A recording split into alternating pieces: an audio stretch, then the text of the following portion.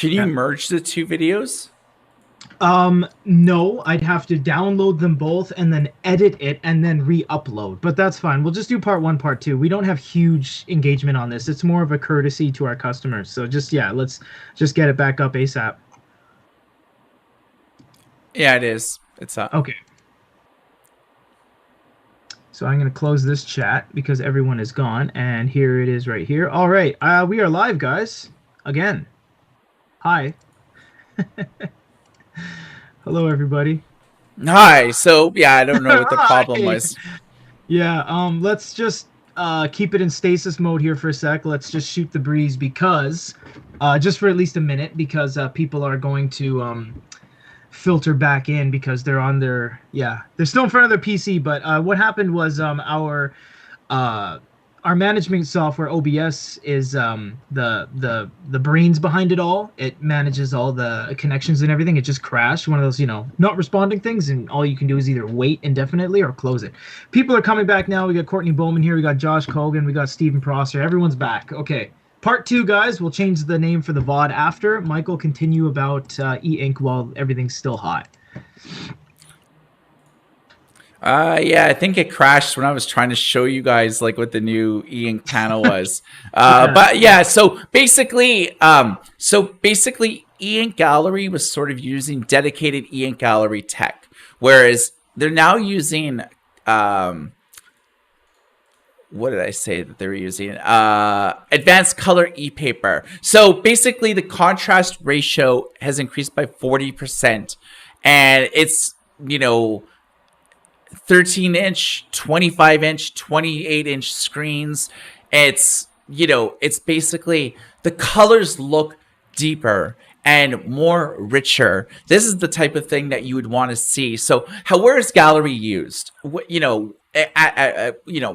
would you see it? Well, various places. Cafes are using for their digital menu boards. So, think about when you go to like a McDonald's. Now almost every McDonald's has like the menus that are digital. Well, a lot of places, specifically in Asia, but in Europe too, they're using more e-ink based stuff because you don't really see the e-ink refresh rates happen because they're static menus. So think about like a coffee and breakfast place or a dessert place, or some type of place where like like a cafe where they serve like espressos and cappuccinos, and they list prices and they have like a limited menu. That's the type of thing where like you would say buy a 28-inch display that uses e-Encarta. This is the type of thing that actually would look pretty sick like in one of our backgrounds, like having like a goodie reader type of thing and talking about, with links to like our channels and stuff like that. That would actually be pretty awesome.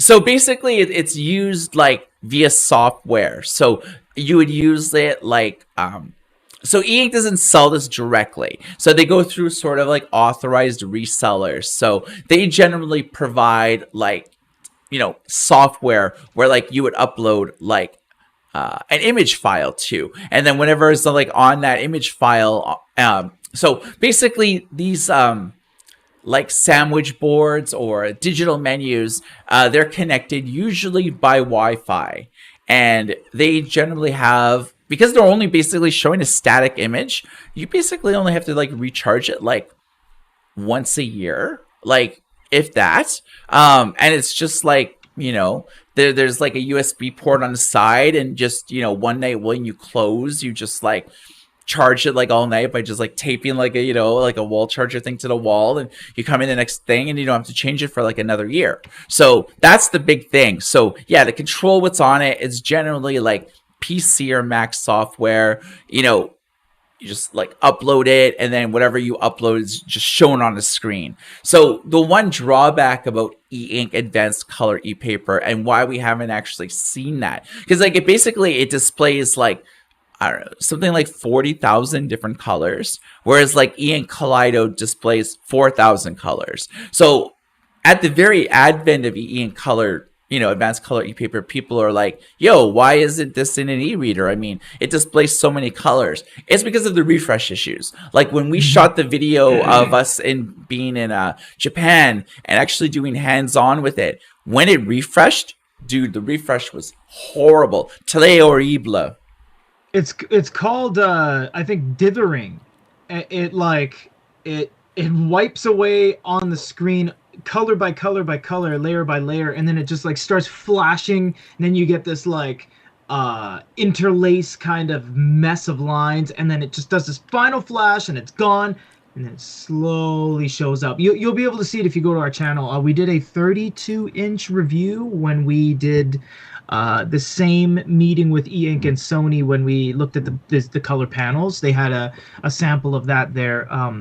But yeah, wasn't that great, but man, does it last forever, and it looks like perfect forever, Yeah, really so the main benefits about advanced color e-paper is that you always want one static image on it. You don't want, you don't want like to change the image because the user experience is like sucks. And that's like, if you want like a digital menu and you have an extensive menu, you can just do what McDonald's does about having just like LCD, like, displays that stretch like from like display to display. So you don't really see how there's 3 different displays on the wall. Everything just sort of like merges like into one. So if you have like an extensive menu, obviously you need like an LCD display. But if you want something that's like color e-ink that has no glare or reflection, it's just like a dipped bezel, like a type of thing, like the sunken screen and bezel type of thing where there's no layer of glass on it, so there's no way that like your overhead lights from your cafe would shine on it and obfuscate like the image.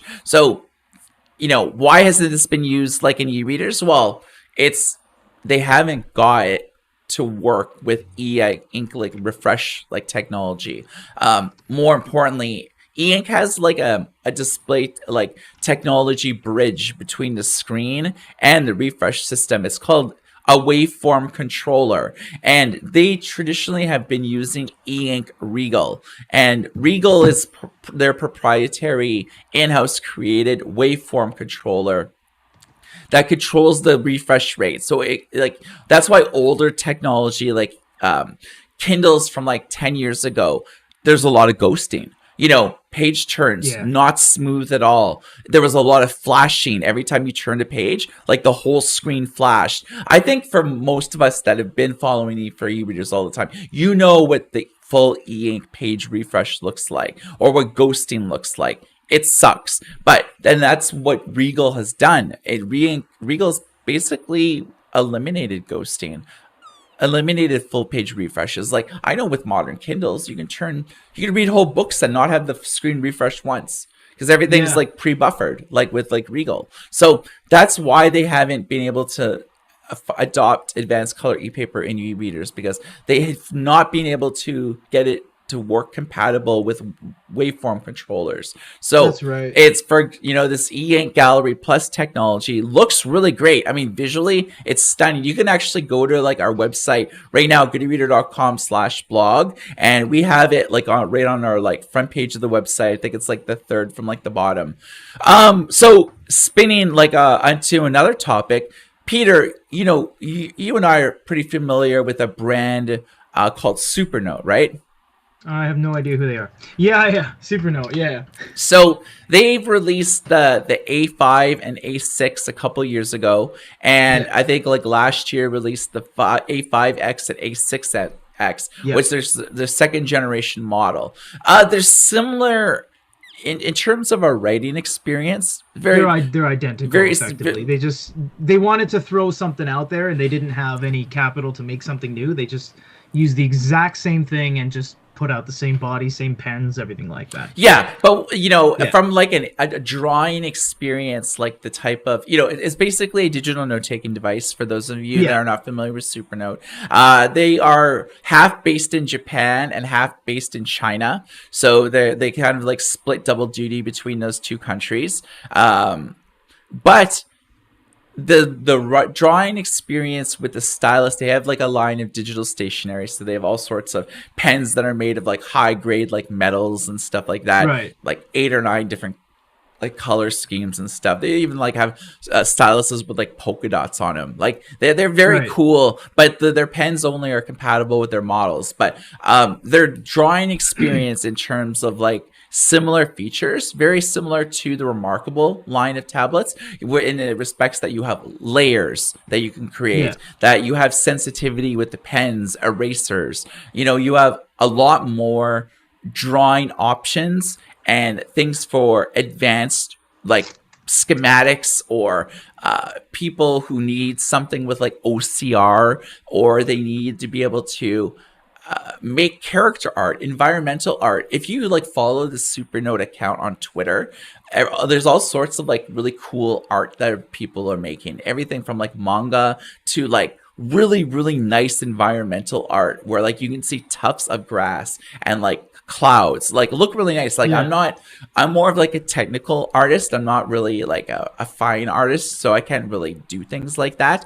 But if you are a fan of Supernote, or if you have a Supernote, they are going to be developing some very exciting things in 2022. They are going to be releasing an app store for users. This will be out in the next 3 months or so. So you'll be able to download and install apps on your A5X or A6X. And they're trying to make it backward compatible for the A5 and A6 as well, which is their, I believe, 7.8 and 10.3 inch devices. So A5 is, an A5 piece of paper, A6 type of paper. So you'll also be able to sideload in your own apps. So if you don't have your favorite app on the Supernote store, you can sideload it, which is something that you can't do now. We don't know if Supernote is going to be developing their own app store, whether they'll be licensing it from like a third party, or they'll be using something like Amazon. We really don't know. Right. They did a leaked roadmap that I saw that was posted on this like site that I've never heard of before. But it gave like, on this roadmap, it actually said, it labeled each thing from like note taking to calendar to new features and this and that, and I actually showed how far away they are from finishing this specific feature. So they'll also be releasing support for third-party cloud storage such as Google Drive and Microsoft OneDrive. So you'll be able to store and save files right to cloud storage from your Supernote, but you'll also be able to import them as well. They're working on an OCR program, offline real-time like pen recognition, handwriting to text in various language, and lots of changes to the calendar. The main drawing app is one of the most advanced in the industry, and they should be more paintbrushes, fountain pens, and better anti-aliasing. PDF files will also be more responsive to pinching and zooming. This is in addition to multi-page templates. So right now they generally have just one-page templates, like a college rules background. They'll be able to like support like a 2-page spread, like on your 10-inch tablet. You'll have, one page taken up one half of the screen, the other half of the page covering the next page of the screen. That's actually very interesting. So, they're working on email sharing, a better eraser support with gestures. They're working on all sorts of exciting things. Those are the most notable, though. Yeah. The A5X and A6X was using sort of Android as they were using an Android derivative. Basically, they called it Chauvet, but it was basically a skin version of Android. So that's basically how they're able to create an app store on their latest generation devices. So Right. it'll be interesting to see how they do that, and what the execution is. It's not a household name. More people have heard of Remarkable than them. So, Right. Peter, to finalize, what's on the show today, tell me your thoughts about the Bigme X6.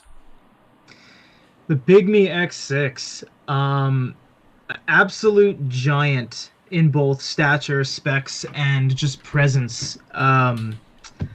It's a monster. It is 13.3, and it's a brand new device. It's not carried over from anything. They made it in-house. They make these devices. Bigme seems impervious to any issues in logistics or manufacturing. I don't know how they're doing it, but they have the most devices in their lineup than any other manufacturer, period. They have 14 units that they are selling total.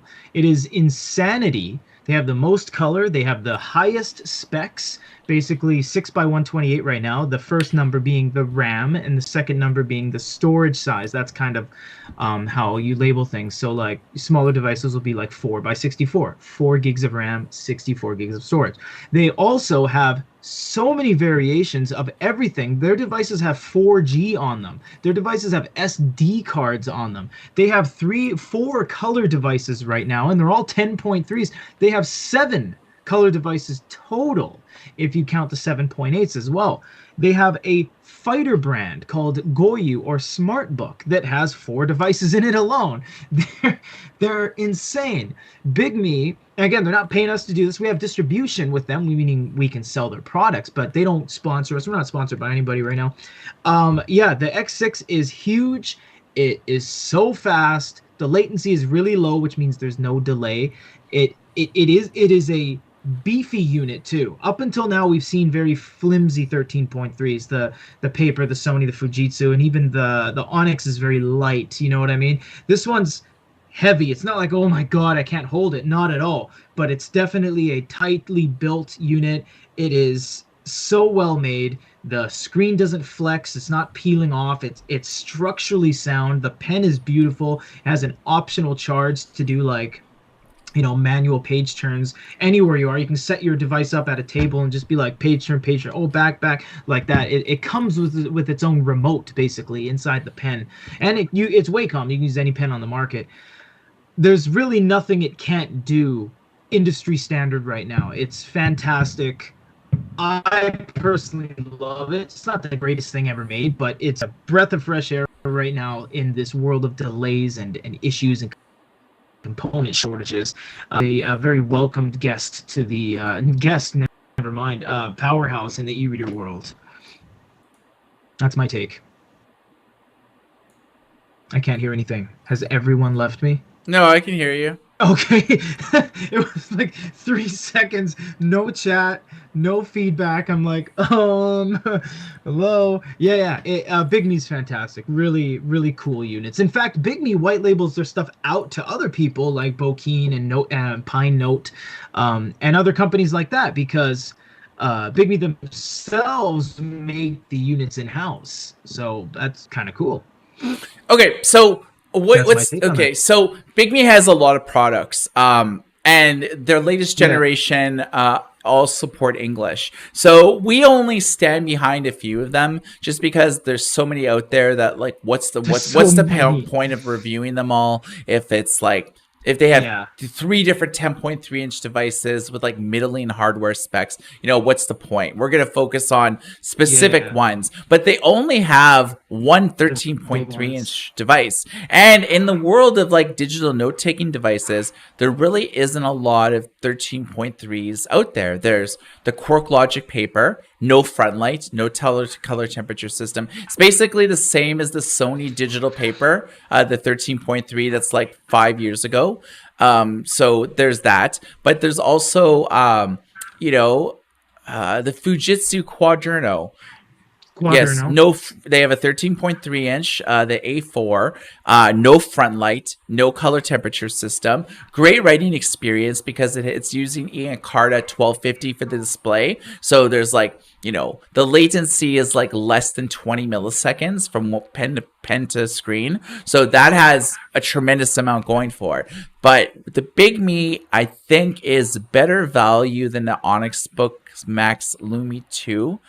Because of like the crazy specs. So it's an octa-core processor, 6 gigs of RAM, 120 gigs of internal storage. It's running Android 11 as the operating system right now, and it's running English. It has like an Android like support for sideloaded apps, so you could install your own side-loaded apps or alternative app stores like the Amazon App Store, GetJar, any of those types of things.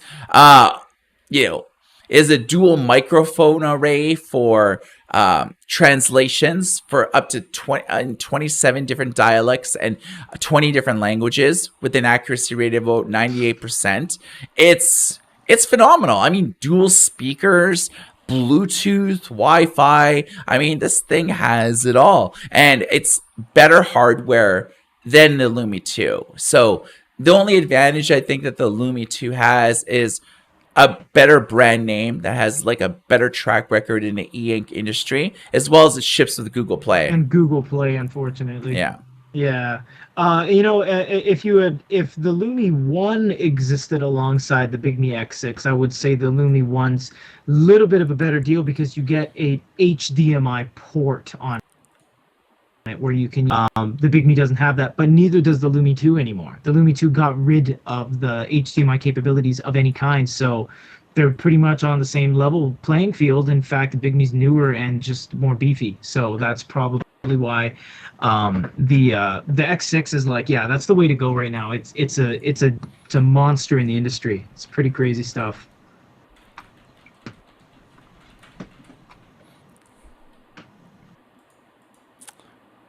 Yeah, your camera's like kind of glitching out, so it's like it's coming in at like 384 by something. Oh, I didn't change any settings.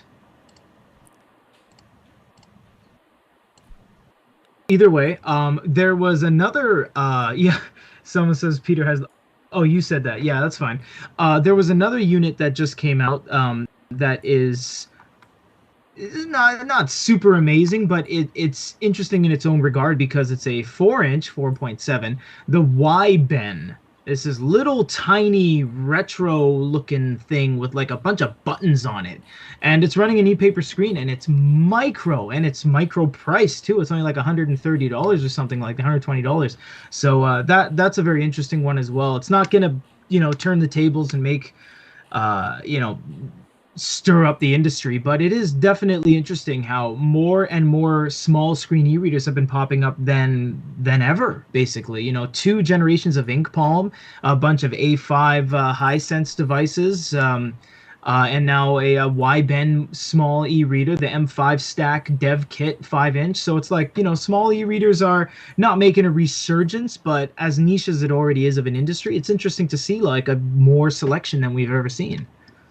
Yeah, so I mean, with the Y-Ben, it's like 4 inches, like it's super small. It doesn't have a touch screen, doesn't have a frontlit display, it's not running Android or Linux, but it's a bright, bubbly interface. You can control it with like buttons. So like with a lot of people who are kind of saying like that it's great for kids because it's like there's no way they're gonna break this thing. It's like it's made to last. So it's the type of thing where like an e-ink display like for kids, but for grown-ups they can find value in it too if you want something ultra portable that like fits like in your jeans pocket, like how like jeans pockets have like the small little thing that change can be put in, or they put their iPods and stuff in. You have your main pocket, then you have like the mini pocket. In the mini pocket, that's where the Y-Ben would like fit in. So it's that small. So we have an unboxing video on our YouTube channel. You guys could take a look at that and see if it provides any value of it.